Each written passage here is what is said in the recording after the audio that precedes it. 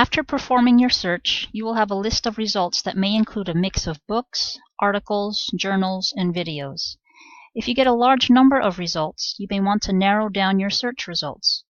On the left sidebar, you can refine your results. Resource type allows you to look only at results that best fit the format you want. So if you only want to see books, then check the box for books. Or if you want to see books and articles, then check those boxes.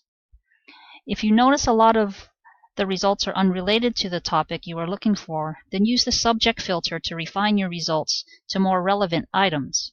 If you do not see a useful subject filter, then click the Show More link to see more options.